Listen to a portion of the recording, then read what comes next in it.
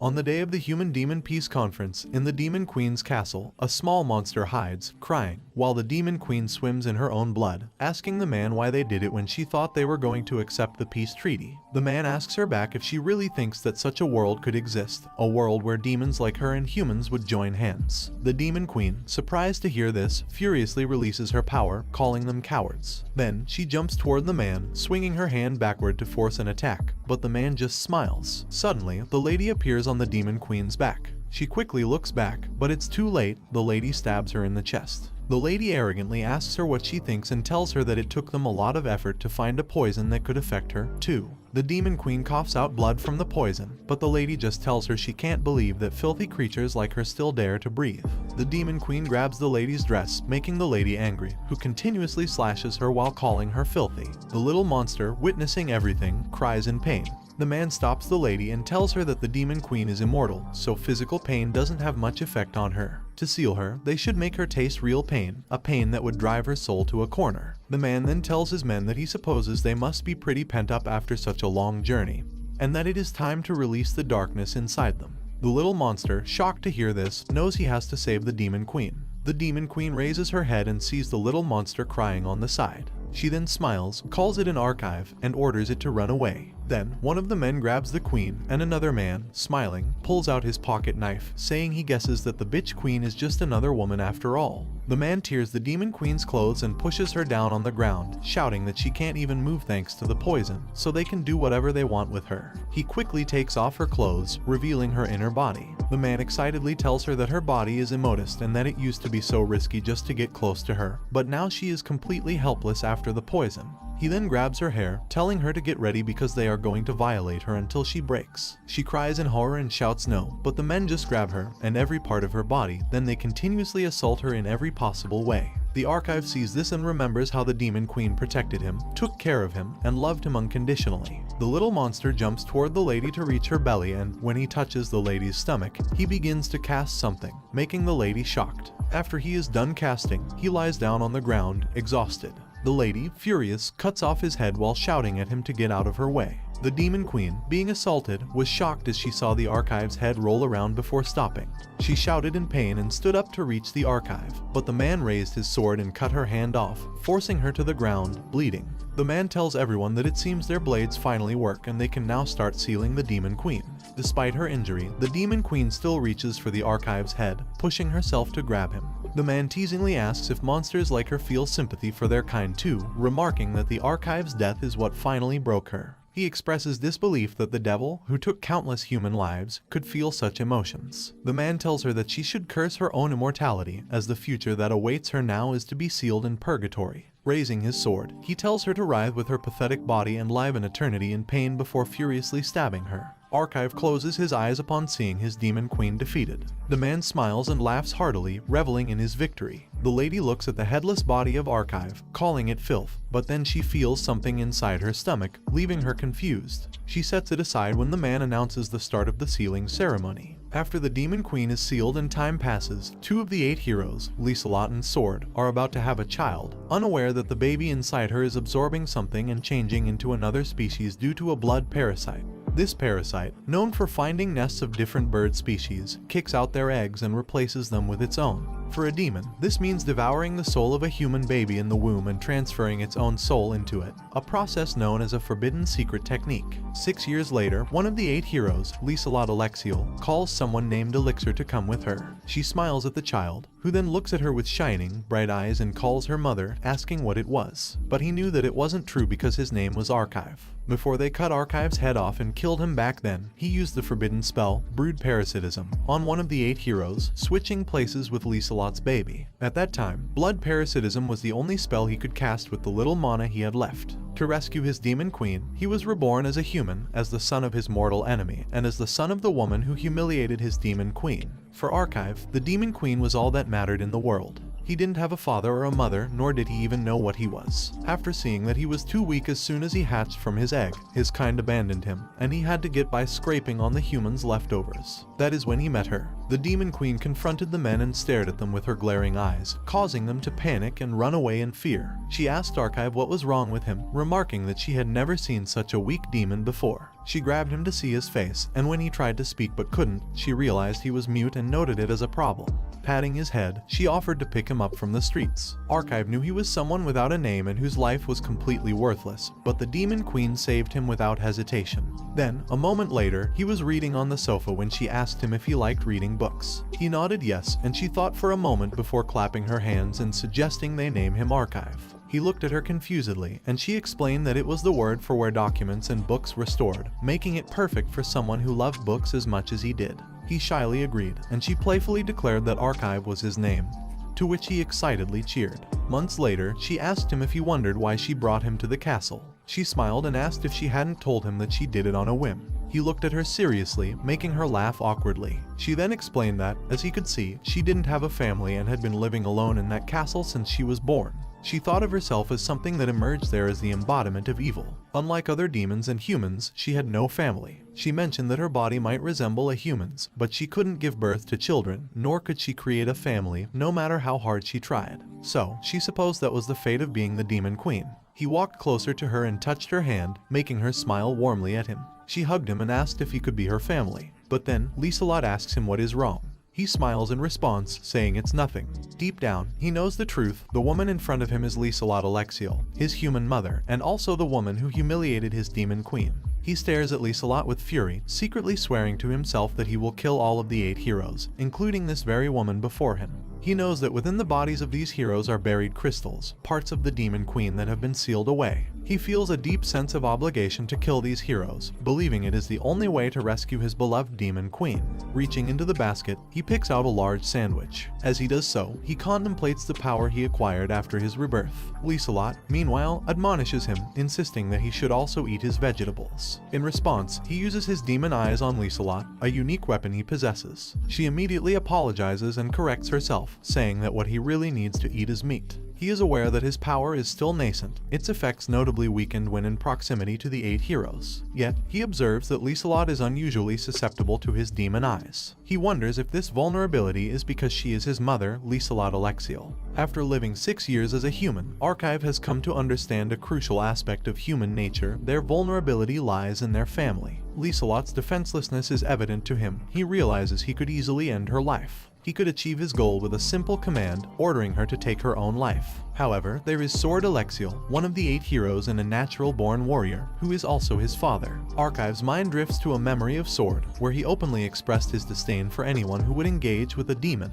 He recalls Sword's demeaning words to the Demon Queen, the scorn and contempt in his voice, and his cruel threats, demonstrating his utter lack of empathy or respect. Archive is acutely aware that Sword has no affection for him, his own son. This means that his demonic powers, although significant, are not yet a match for Sword. He suspects that Sword could easily counter the effects of his demon eyes simply through sheer willpower. However, Archive harbors a plan, a way to defeat Sword. He decides to manipulate Lieselot, using her against Sword. By turning the hero against his beloved, Archive sees a path to vengeance. This is the method he chooses for exacting his revenge, a strategy born from a deep-seated hatred and a desire to liberate his Demon Queen. Later, Sword shouts at Lieselot, telling her he can't do it and there's no way he can love him. She calmly asks why, questioning if he hadn't always said he wanted a boy. He replies that Elixir doesn't even hug him, barely talks, and never laughs. Lieselot tells him it's because he's not opening his heart to Elixir, unaware that Elixir is outside, overhearing them. Sword tells Lieselot he tried. He really tried to be a father to Elixir, but that day, he felt shivers down his spine when he looked into those eyes, which he says were not the eyes of a human, but something else. Lieselot shouts that Elixir is their child.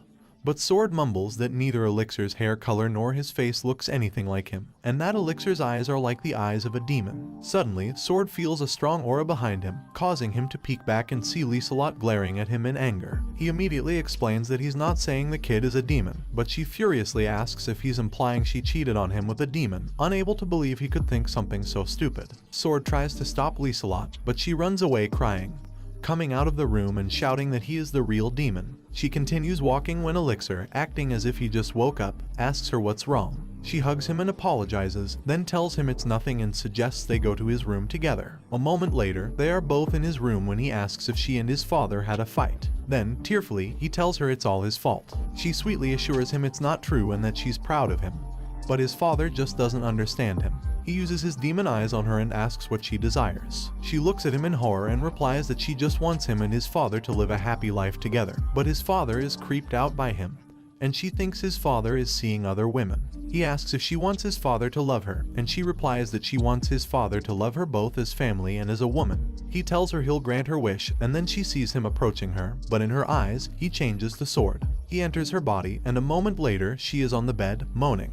He looks at her, thinking that humans really are vile creatures. He knows that by using his demon eyes mind illusion, he successfully made Lieselot recognize him as Sword. He notices that the effects of the mind illusion are quite effective, but also knows that he can't keep using it like this for long. He wonders how he should make the real Sword reflect in Lieselot's eyes. Then, he swears to Sword that he will turn him into a demon. A moment later, he was sleeping peacefully in the bed when Sword walked into his room, holding a sharp dagger. As Sword raised his dagger to stab him, Lieselot jumped out of the corner and blocked Sword's attack with her sword just in time. She called Sword a vile demon and asked how he dared to hurt her beloved child. Sword, shouting, told her that Elixir was manipulating her, but she told him to shut up and swiftly attacked him. Fortunately, Sword blocked her attack and insisted that the kid was not their child. Lieselot, shouting, called him a filthy demon and told him to shut up, then told Elixir to run away, which he did, smiling. Moments later, he was laughing under the full moon, asking the worthless humans how they liked his trickery. He couldn't believe that such disgraceful and weak creatures had managed to wipe out the demons, thinking it truly pathetic.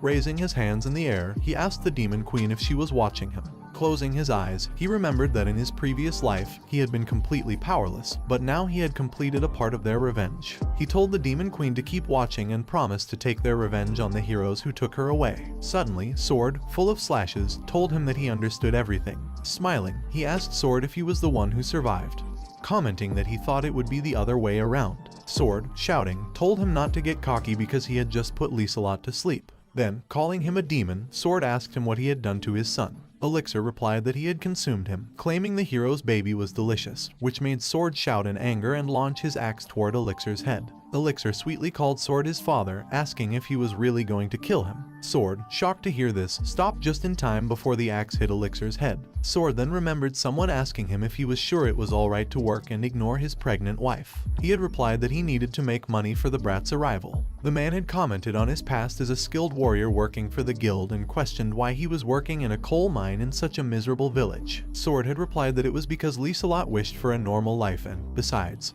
he never thought someone like him could become a father, so he knew he needed to do his best. Suddenly, blood splattered everywhere, and Sword was shocked to see a long sword pierced into his chest. Looking back, he saw Lieselot, who furiously told him that Elixir was her son. Then, Sword fell to the ground and slowly closed his eyes in death. Elixir raised his hand and thought that they were just getting started.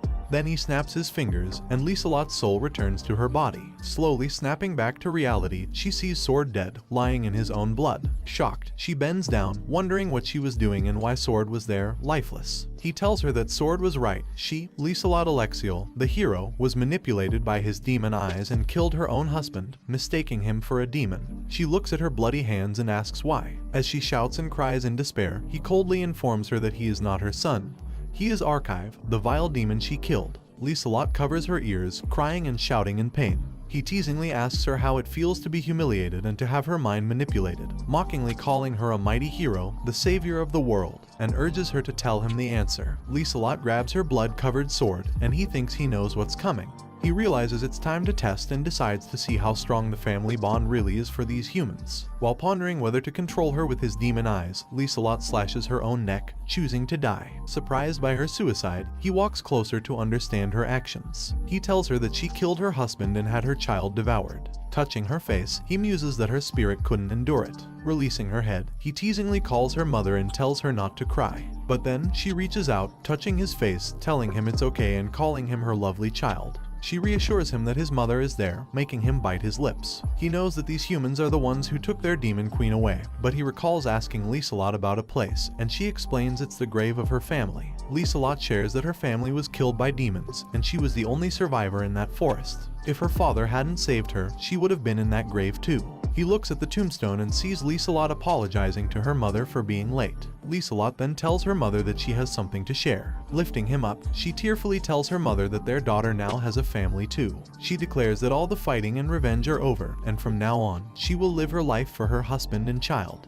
She begs her parents to watch over them, leading him to realize that it was their kind, the demons, who stole from them first. Then, Lieselot, with tears in her eyes, promises him that she will always protect him, so he shouldn't be afraid. She then closes her eyes, sweetly calling his name. His eyes fill with tears as he watches Lieselot pass away, and his tears drip down his cheeks, making him wonder what they are. He remembers the Demon Queen asking him if he could be her family. Silently looking at Lieselot's lifeless body for a moment, he clenches his teeth in anger and asks Lieselot if this is some kind of joke. He then grabs the sword and launches it toward Lieselot's dead body, stabbing her continuously while declaring that a woman like her could never take the Demon Queen's place. A moment later, he concludes that family and emotions are truly humans' weaknesses. He then extracts the crystal, realizing that now he possesses it, he understands himself better. He decides to use it to its fullest extent to take his revenge and rescue the Demon Queen. He tells the heroes to wait for him. 14 years later, at the huge castle door, someone knocks. The guard inside asks who it is. He replies that he is the person hired as a teacher. The guard requests to examine his summon letter. He hands the letter through the gap, and upon seeing it, the guard apologizes for his rudeness, explaining that he wasn't expecting the son of a hero to be summoned as a teacher for the academy. Then, addressing him as Lord Elixir Alexiel, the guard invites him to come in. The Royal Hero Academy, as the name implies, is an institution that nurtures children with the skills and talents to become heroes. The students gathered at this academy all possess exceptional talents in every category, and it's no surprise that the children of heroes would enroll there as well. Suddenly, someone calls him, and the lady, catching her breath, welcomes him to the Royal Hero Academy. She introduces herself as Lick Weissman and explains that the principal had sent her to welcome him at the gate,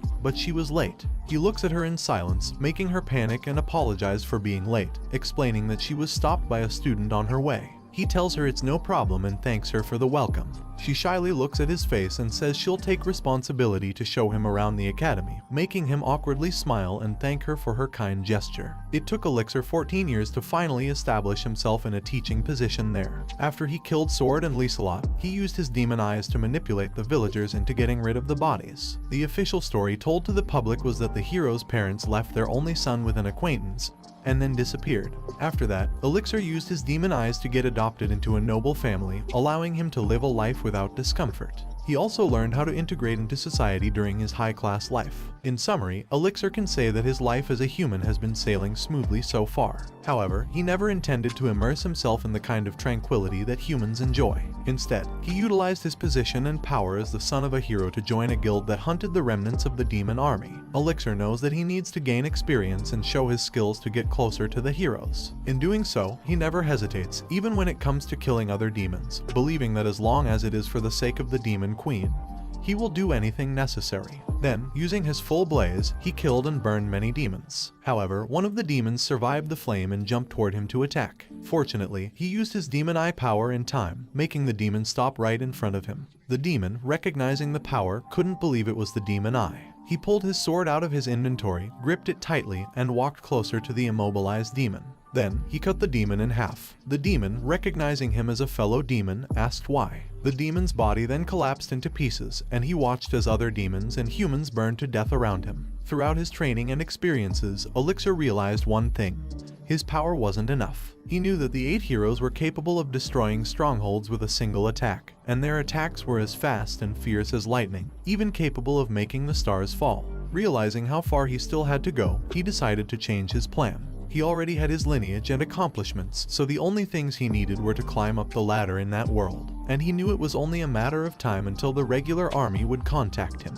He remembered the old man saying that someone with his skills could even be put in command of the Knights Order of the regular army, and asking if he wouldn't want a high position in the army. He looked at the old man and gracefully replied that, with his permission, if he were to serve in the regular army, he had a preferred placement. The old man urged him to speak up as he might be able to help, to which he replied that he had always dreamt of becoming a teacher. Elixir's sole reason for coming to the academy was to brainwash the hero's children and turn them into his pawns. He looked into their eyes, making them line up respectfully while thinking of fear, certification, clairvoyance, charm, and second sight. He decided to use every skill he had with his demon eyes to seduce those young minds. Suddenly, a student bumped into him and fell to the floor while he was silently vowing to make the heroes taste despair as their beloved children kill them in their sleep. The lady said yes, but then he noticed a bright shining power within her, which surprised him and reminded him of the man who had mostly humiliated the Demon Queen. She thanked him for his help and shyly excused herself. He watched the lady run away and asked Lick who she was. Lick replied that the girl was the daughter of the great hero, Lord Flugel Rutbahn, idly Rutbahn. A moment later, in the class, he begins by telling the students that alchemy is largely misunderstood by people. Many perceive it as merely a byproduct of magic, but this assumption, he asserts, is erroneous. His gaze drifts towards idly Rutbahn, who listens intently. He reflects on her identity as the sole offspring of Frugel Rutbahn, the revered holy knight responsible for sealing the Demon Queen. Idly, he notes, is proficient in both martial and literary arts, possesses enchanting eyes, and emanates a robust moral fiber, attributes her valiant knight father greatly admires. Yet, something intrigues him. Idly appears isolated, seemingly friendless, a trait he muses is common among the intellectually gifted. Suddenly, a voice disrupts his train of thought, loudly proclaiming alchemy to be utterly lame. The man, somewhat irked, responds that his purpose in this class wasn't merely to instruct in the crafting of poisons or potions. Frustration lacing his voice, he explains that alchemy's origins lie beyond these narrow applications. To illustrate his point, he takes a page from a notebook and declares his intent to reshape their perspective. Infusing the paper with his power, he deftly slashes it through the air, cleanly slicing the table in two. The act leaves every student in the classroom astonished. He proceeds to elucidate that he merely amplified the density of the paper and induced a slight vibration using electricity, transforming an innocuous piece of paper into a lethal blade. Releasing the paper, he continues his lecture, detailing how the analysis and enhancement of an object's properties are fundamental to alchemy. Then, as a finale, a green light radiates from the paper, gradually reassembling the bisected table until it appears unscathed. Querying the students if they're now inclined to learn, their response is a chorus of cheers, praising his cool and awesome demonstration. He offers them a smile, but internally, he dismisses them as insignificant. Their amazement at such a basic display of power leads him to question their potential as future heroes. His gaze shifts back to Idly, contemplating whether a true hero's offspring could be so easily captivated by such simplicity. However, seeing Idly's eager applause, he begins to doubt his initial assessment. Despite the admiration, a skeptic among the students challenges him, pointing out that slicing a podium with paper is hardly impressive. The man's frustration peaks, and he decides to put the skeptic to the test. Conjuring an item in his hand, he acknowledges the man's apparent familiarity with alchemy. Presenting a bottle of water, he challenges the man to transform it into something different. The man stands, exuding confidence, and approaches the table with the bottle. Placing his hand over it, he channels his enchantment, setting the bottle ablaze and boiling the water within. Panting from the effort, he turns to seek validation. However, he's met with a reminder that the task was to transmute the water into a distinct substance, not merely alter its state. The man, somewhat confused, agreed and explained that was precisely why he boiled it. Frustrated, he tells the man that water is still water, even when boiling, and that what he used was enchantment magic, not alchemy. The students laughed at the man's misunderstanding, but he patted the man reassuringly, telling him that he was pretty good at enchantment magic. The man, however, just brushed his hand away and walked back to his seat while being encouraged that he had talent and should stay quiet and learn. He then challenged the rest of the class, asking if anyone could do better than the man, especially since they all laughed. He invited them to raise their hand if they were brave enough to avoid embarrassment. But no one dared. This made him realize how simple humans can be, proving his talent, ensuring they don't underestimate him, and maintaining a respectful distance were all necessary for someone holding the teacher's cane. Turning his attention to Idly, he asked her to come forward, causing puzzlement among her. The students looked at her as she shyly tried to decline, but he insisted, saying he had heard she was an excellent student and asking if he was mistaken. She shyly stood up and walked down the stairs, then calmed herself and used her restoration power on the bottle. He was surprised to see it, recognizing it as a spell typically used by high-level alchemists, and realized she did have talent. However, he then noticed her expression changing and wondered what was happening to her as she looked on. Suddenly, she let out a whispery moan, and he immediately used his demon eye of clairvoyance to check on her. To his surprise, he saw a body, making him wonder if the young woman was actually aroused. Idly catches her breath and announces that she is finished. He emotionlessly observes her, picks up the bottle, raises it to the sunlight streaming in through the window, examines the green liquid inside, and then pours it onto the table. To his surprise, the liquid produces plants that swiftly entwine around the table. One of the students shouts in amazement, noting that the wood podium seems to have healed. Another student, in disbelief, asks if Idly transformed the water into a healing potion. He recognizes that Idly actually made a growth potion, but also knows that such a potion typically takes an alchemist at least 3 days to create. More importantly, he notices Idly's body is in a feverish state, particularly around her lower region. He speculates it might be some hereditary mana abnormality, often found in those with superior genetics, and considers how he might utilize this to his advantage. Later, Lick enthusiastically tells him that his first class was very impressive. He thanks her with a smile and then mentions he has a question, which makes her look at him with curiosity. He inquires about the focused lessons for excellent students, asking if they are referred to as special lessons. Lick confirms and explains that teachers who excel in their field are afforded the privilege of conducting special lessons. He expresses his desire to be the teacher in charge of Idly Rutbon, asking Lick for her opinion. He also mentions that Idly is a promising student who could become a pioneer in alchemy, and he would be delighted to teach her. Lick responds that the selection of teachers for special lessons is determined through nominations during the selection meeting. He leans closer, asking for clarification about the selection meeting. Lick explains that it's a gathering of top students where teachers showcase their skills, and the students ultimately choose their preferred mentor for special lessons. He steps back, understanding the process, and decides to take the initiative to talk to Idly. However, he then notices Idly speaking with another teacher. Lick informs him that Idly's father has already recommended her to come under the supervision of Visha's Vangal as per family policy. She believes Idly will adhere to her father's decision. He, however, just smiles in response, seemingly unfazed by this information. Later, in the backyard of the academy, Idly looks at the students happily chatting in the side, and when they notice her, she immediately turns around to leave.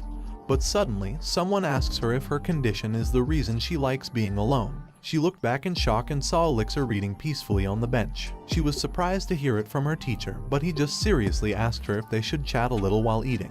A minute later, they awkwardly sat down on the bench. She peeked to look at him and he asked her what it was. She shyly replied nothing and told him that the sandwich he was holding looked tasty. He replied that he understood and ate the sandwich. She asked him if his wife had prepared it for him and tell him that it was so nice. He bit on his sandwich and replied that he was single. She sweatingly asked him if he made it himself and he replied yes. She looks at him awkwardly and can't think of anything, but then he asks her if she wants some and tells her to take whichever she wants. She tells him that she was going to get one and reached for the sandwich, but before she could grab the sandwich she chose, he grabbed it faster and ate it like a hungry dog while he was telling her that children should eat meat. She looked at him confused, remembering that he said she could take whichever she wanted and bit on her sandwich, but then she was shocked when she tasted it.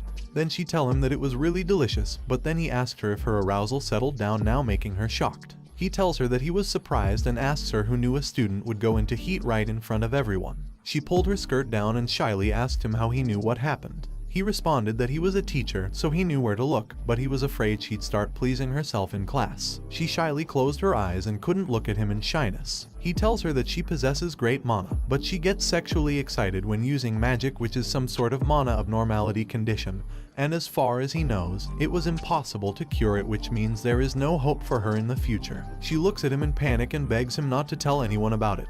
But he just puts his hand near her and leans on her while asking her what if he told her he could conquer that condition of hers and what would she do. In shock, Idly gulped, remembering Elixir's earlier statement that a cure was impossible. However, he clarified that his aim was to conquer, not cure, her condition. She tearfully confessed that she had tried repeatedly to address it herself, then looked at him, puzzled about how a teacher who had just met her could offer help. Elixir seriously suggested that if she wanted to find out, she should choose him at the upcoming selection meeting, warning her that the professor her parents recommended would likely inform her father about her condition upon discovery. Desperate, Idly begged him not to let that happen. Elixir reached out, gently wiping her tears, and assured her he could alleviate her suffering, leaving her shocked and in disbelief. He then walked away, instructing her to choose him, assuring her that this was all she needed to do. Later, at the Magic Arena, the special lesson selection meeting was taking place. Here, teachers showcased their expertise, and students selected their mentors for a year, almost like an apprenticeship. The special students were seated when a lady with a notable figure raised the documents, commenting on the scarcity of top students that year. A short man lamented the decline in quality, attributing it to the post-war peace, though he was proud of having collected talented students. The lady first reviewed the file of Idly Rutbon, the daughter of the great hero, Frugil. She noted that a teacher recommendation had already been made for her. At that moment, Visha's Vangal, an expert magic swordsman, demonstrated his skill with a firestorm, introducing himself impressively. The man concurred that Visha's social standing and talents were more than sufficient. He also noted that Visha's was already in charge of 2 students, and Frugil, a generous donor to the academy, had recommended him.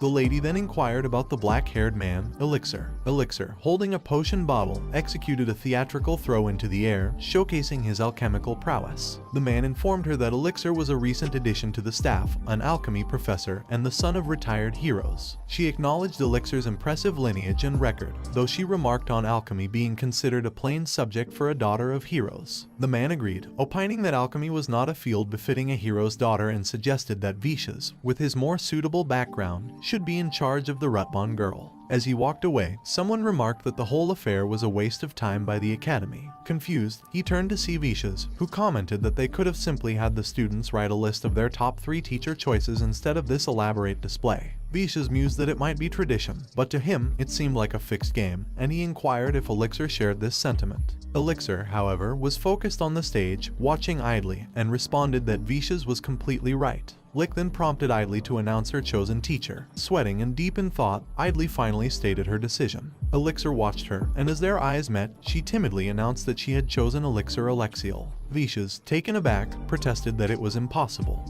He confronted Idly, reminding her that this wasn't their agreement, but Idly simply looked away, embarrassed, leaving Vicious frustrated. Vicious then addressed the headmistress, the lady in charge, asserting that she was surely aware he was recommended by Idla's father, Frugil, one of the 8 heroes. He questioned whether the school would disregard such a significant endorsement. The short man, echoing this sentiment, suggested to the headmistress that for the academy's benefit, Vicious should be Idla's special teacher. The headmistress acknowledged the potential disadvantages for the school, and the likely reprimand Idly would face from her father. Elixir, glaring at the headmistress, recalled hearing that the school principal was supposed to respect the student's individual will, leading him to question the truth of this. Considering the risks, Elixir thought about using his demon eye. But before he could act, the headmistress, with a smile, proposed a solution. She suggested a duel between the teachers to determine who was superior. Vicious, surprised, asked if she was serious, to which she enthusiastically replied in the affirmative. Proclaiming it a duel, she declared that the victor would become Idla's teacher. After a moment of silence, Elixir agreed, expressing his approval of the idea. Vicious stared at him angrily, but he remained calm. The headmistress tells them that all high-class spells and secret techniques of extreme lethality are forbidden, and since they are both teachers, they should ensure their common sense remains intact during the fight. The short man, panicking, asked the headmistress if she didn't think the Board of Education might have an issue with them having a duel during their traditional selection meeting. She replied that it was alright and asked the short man if he didn't think it would be a valuable lesson for the students to witness their teachers in a duel. Elixir thinks that while the duel proposition is convenient for him, he can't use his demon eyes because the headmistress has her eyes on him. Suddenly, Vicious calls him by his full name and tells him that he heard he was the son of a famous hero couple. Vicious also tells him that he looks young but asks him if he has a military service record. He replies that he was in the Demon Army Remnant Subjugation Guild for a while, but Vicious just teasingly smiles at him and tells him that he is in the Great War. Then Vicious released his strong flame power while arrogantly telling him that he could no longer remember how many demons he had slain, but he thinks he was 13 years old when his kill count was over 1,000. Elixir calmly grabbed his potion and tells Vicious that he understood and he should go easy on him. The reason Elixir chose alchemy as a subject is not that it boasts unmatched power. The real reason was that to the people, it appears plain on the outside and doesn't stand out. Another reason is that it has a high affinity with demon eyes, but he cannot use them at that time. However, he doesn't need to use his demon eyes to fight. Vicious knows that his attack was a smokescreen, a typical underhanded play by an alchemist, and teasingly tells him that it was laughable. Then Vicious used his flame lance skill and attacked him with it, but Elixir blocked it easily, making Vicious shocked. The short man asks what just happened and if it was alchemy. The headmistress replied no and told the short man that it was a magic bash. She explained that it's when they create a shockwave using their mana to repel their opponent's spell, and it's a very low-level spell. Rather, it's not even magic, so anyone can do it even with extremely little mana, but it's a difficult technique because they have to time it perfectly with the incoming attack. The headmistress licked her lips while saying that it was impressive and she was starting to like Elixir. Vicious continuously attacks him with his flames, but Elixir just calmly blocks them using Magic Bash. Then Vicious tells him that it is time for him to face his sword.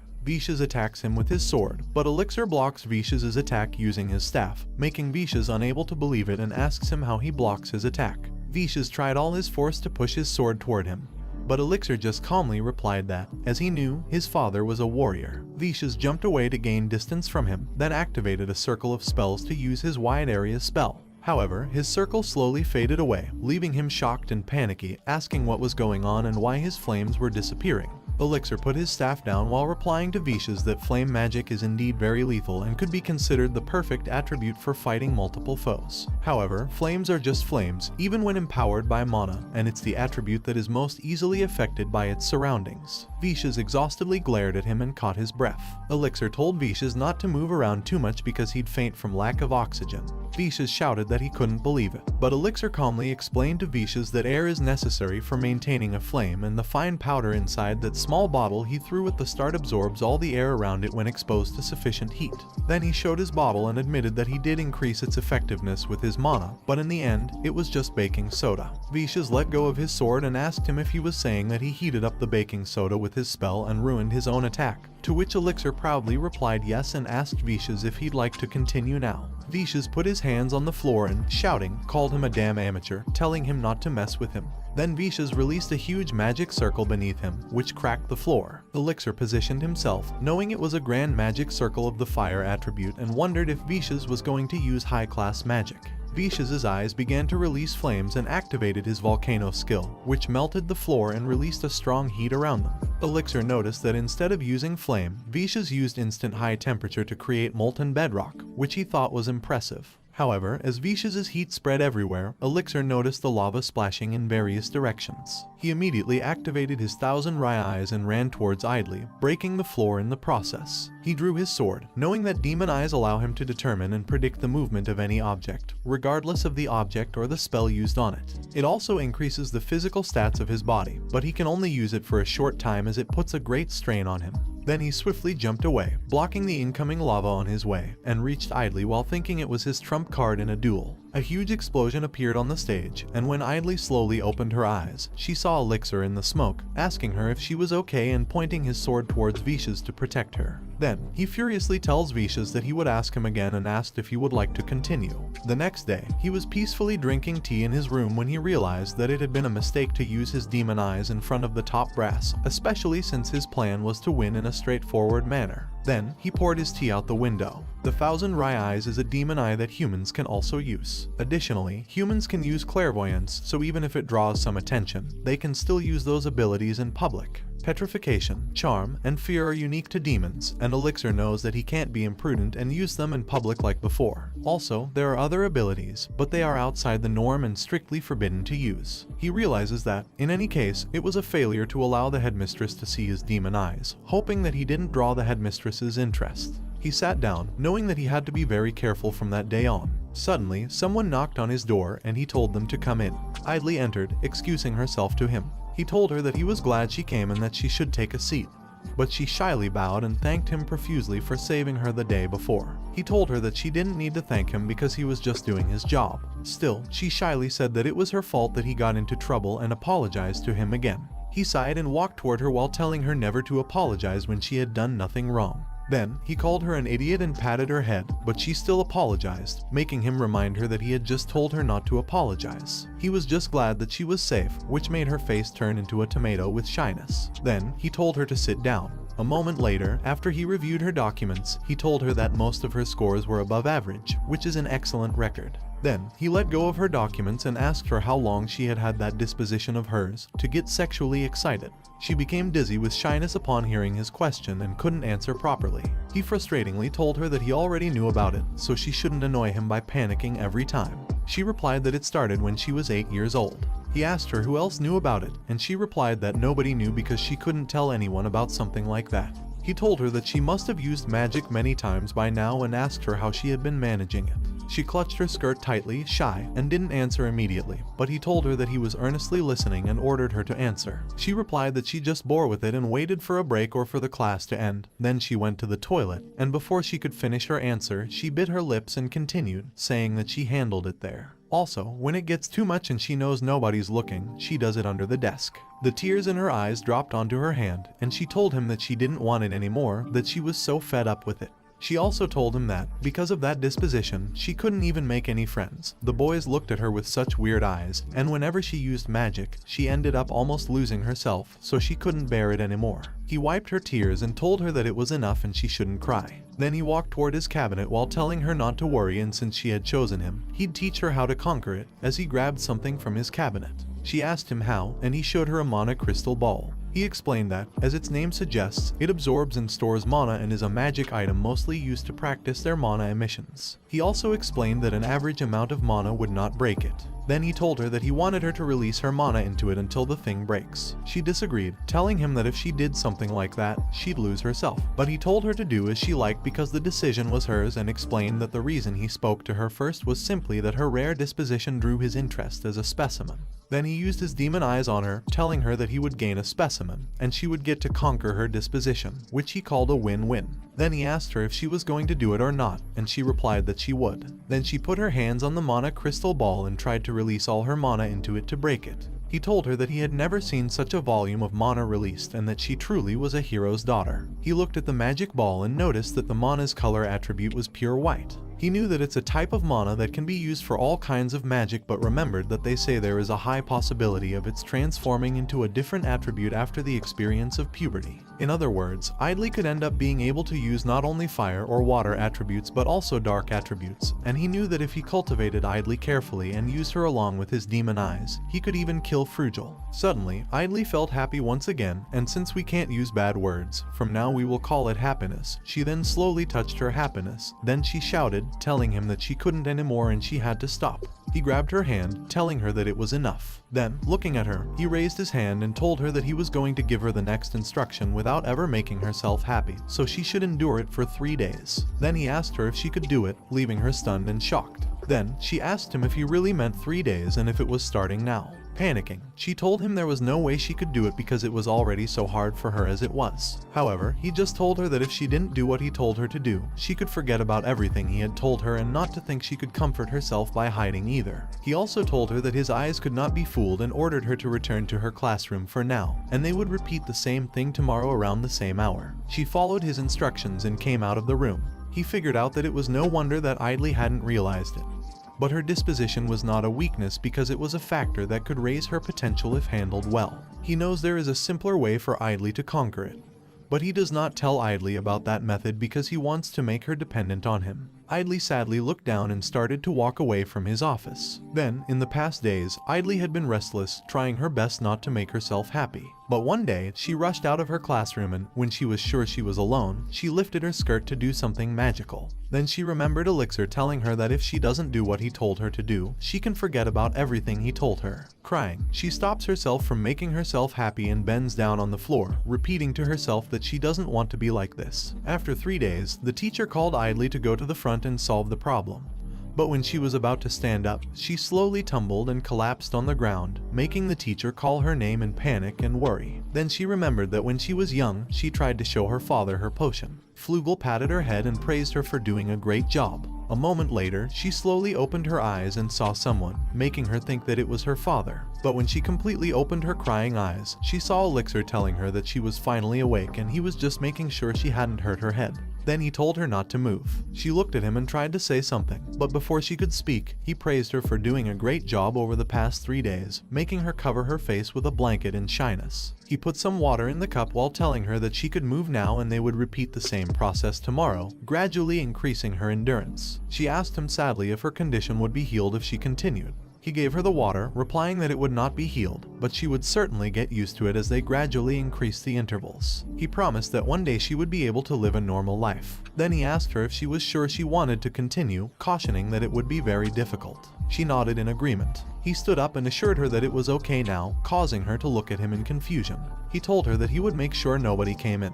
Then, utilizing his demon eye, he told her that she should do as he desired because he would allow it.